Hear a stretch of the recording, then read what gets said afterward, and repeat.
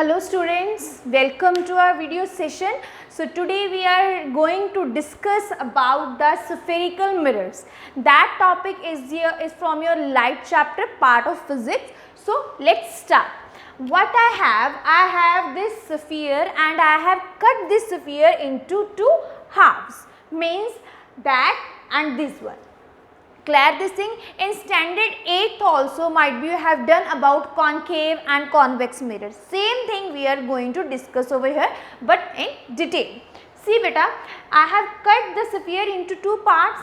That one portion is known as my concave mirror and that one portion is known as my convex mirror. Means this is our concave mirror whose outer part is polished and inner part is reflected. That is my concave mirror. It is called concave mirror whose outer part is polished and inner part is reflected.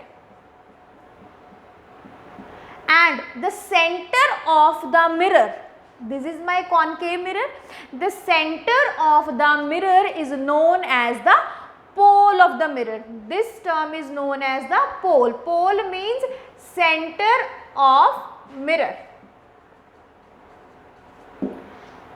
Clear? The next term I have center of curvature. See beta, when you draw the circle, where you locate your center point? Over here only. Same thing I have this curve. And when I complete this whole circle, my center will come over there. So I have given this point name as center. Now this is called center of curvature. Why curvature? Because we have taken a curve. So C is my center of curvature. Now the next term. This is your center point and the distance which you take over here is known as radius.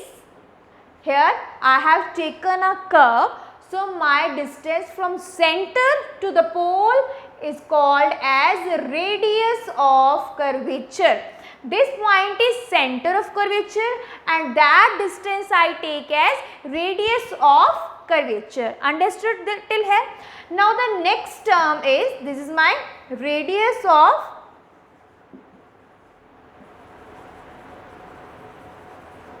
curvature. The next term I have the point between center and pole is known as principal focus.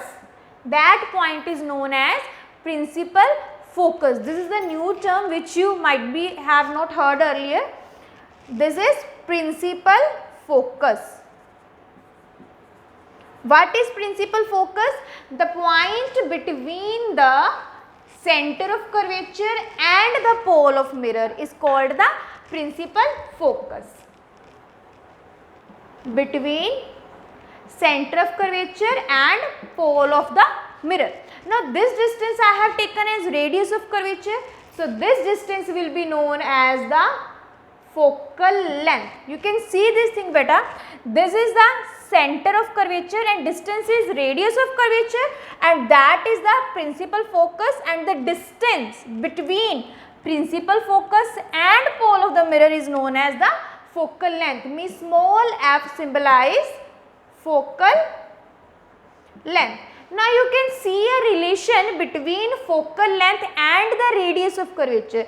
See, f is this and that is my radius of curvature.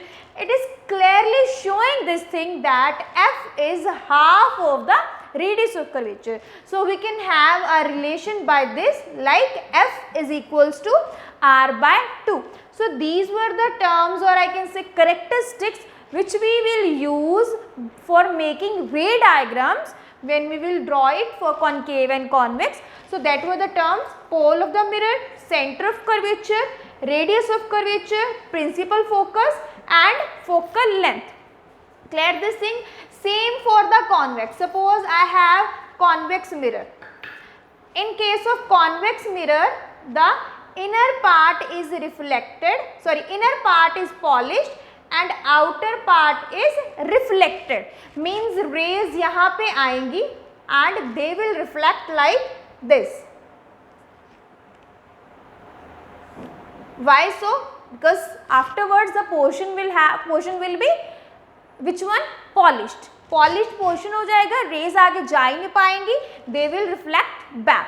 So if I want to make principal axis, center of curvature, radius of curvature, principal focus, on which side it will be? Obviously on that side only, because if we want to complete this circle, it will be completed by constructing over here only. So this will be my center of curvature, principal focus, radius of curvature and the focal length. These all are the characteristics of the convex mirror. Now we have the uses for concave and convex mirror. What can be the uses for concave and convex mirror?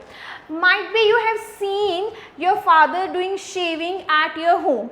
Which mirror he uses? He uses concave mirror. Why he use concave mirror? Because in concave mirror the size of the hair become larger and shaving can be done so easily. So what concave mirror does? It helps to make the size of the image larger than the object. Makes the size of image larger than size of object. Example, shaving mirror. Clear this thing? This is the use of concave mirror. Now if I talk about the use of convex mirror, have you seen the mirrors placed on the side of your vehicles, on motorbikes, on cars and on truck, etc. But that mirrors are the convex mirror. These mirrors are also called as rear view mirror. Why they are known as rear view mirror?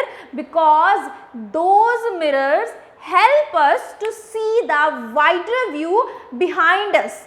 Like when we are driving motorbike, scooty, car, we are able to see the coming traffic from behind.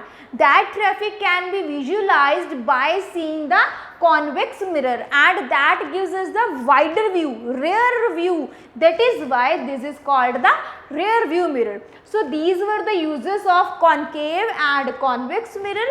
In the next video session, I will explain you the rules for the image formation, for making ray diagrams and so on. Hope you understood whole the discussion. Still, if you will have any kind of query or problem, you can ask me. Thank you. Have a nice day.